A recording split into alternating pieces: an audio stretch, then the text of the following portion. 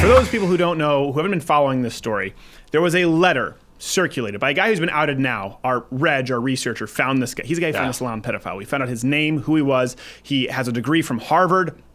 He has, I think, a bachelor's in molecular biology and then some kind of mechanical. He's a smart guy. Got all kinds of degrees. Been published in peer-reviewed journals. Yeah. Moderate leftist. He decided to circulate, kind of his Jerry Maguire moment, a reasonable memo to Google. So do we have that? We can bring it up. So his memo basically talked about this idea of diversity hiring for the sake of diversity, and he was saying, hey, you know what? We may actually be sort of countering our own goals here. It may sound counterintuitive, but instead of just hiring women for the sake of women, maybe we need to appeal to them or actually value traits that we tend to find on average more in women, like being more cooperative, more balanced home and work life, as opposed to Silicon Valley status.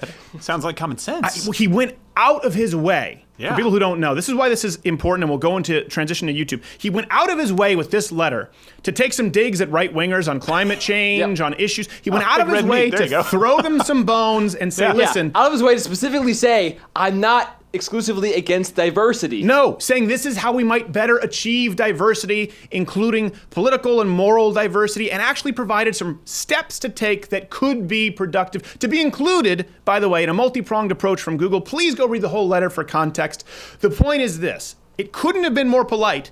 And the response, outrage! The response from Google, it's so funny if you look at it, they're like, these are not Google's values. What? These do not represent what, and then you have all these private letters circulating among Google from, of course, the people who scream the loudest. This makes me feel unsafe in this work environment. Diversity is of the utmost importance. So, by the way, interesting enough, there was an internal poll at Google showed about 50%, almost half of people either agreed or somewhat agreed or didn't think the letter was so harmful that it needed to be, excoriated the way it was. So that shows you internally no one wants to speak up about it. Yeah. But my point here is this. If this letter, okay, which is as incredibly civil, reasonable, productive, not just like John Oliver, we'll talk about later, is saying that's bad, you suck, actually saying, hey, these could be some steps that in tandem with what you're doing might make us more efficient.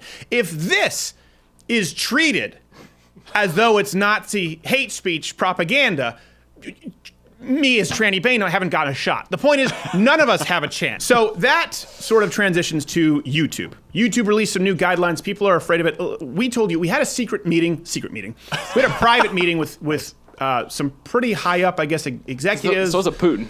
at YouTube. With Russia. And they're a subsidiary of Google. And a lot of you have been asking for questions. So we've been trying to work on some issues with our channel and also get some answers for conservatives. So in the spirit of actually trying to be productive and offer solutions, I think there are some things that YouTube specifically could do to fix its problem with conservatives, because I'm sure YouTube doesn't want to piss off half of all the audience, right? They've got to understand that it's going to be self-defeating at some point and include conservatives. So here are some things that we think could be done with YouTube, even in its current state, to appeal to both sides. Again, if we're actually looking to live together, if we're actually looking to find common ground. So let's see if leftists can agree on this. Number one, I think YouTube could improve its advertising algorithms. So this is something, they say, advertisers are pulling out. They don't want to be associated with controversial content. Now, they don't necessarily define controversial content. Right. This is controversial content. That letter to Google is controversial content. Here's the thing.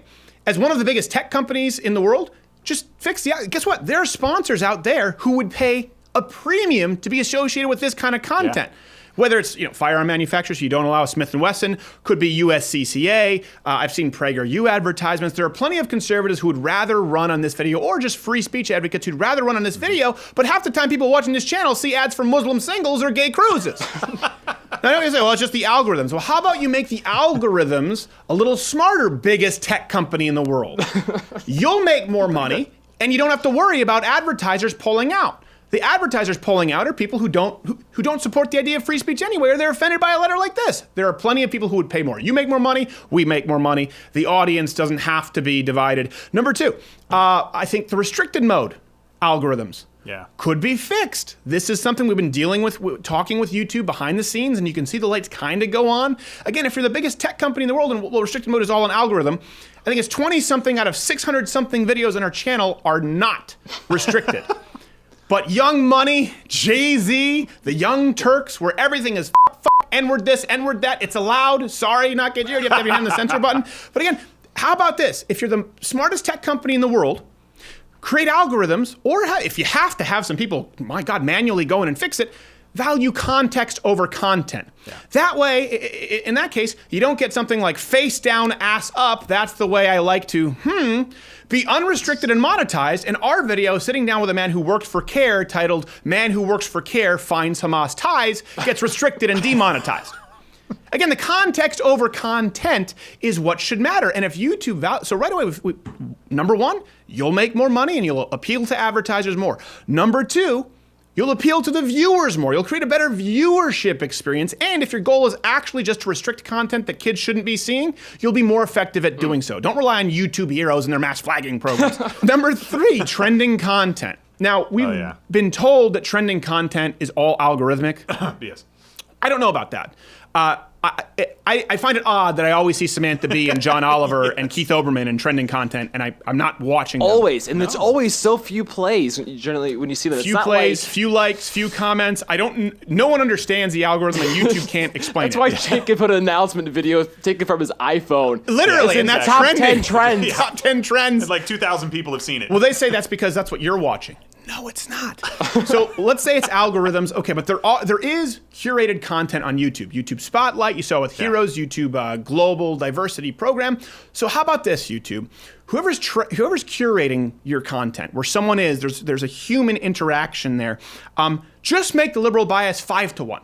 Yeah. In other words, right now I will see 9 to 15 pieces of far left content for every one piece of conservative content, if that. And it's very rare. It usually has to be so blatantly news breaking, like something James O'Keefe did, or something that happened on television that's a viral video, that they just can't ignore it.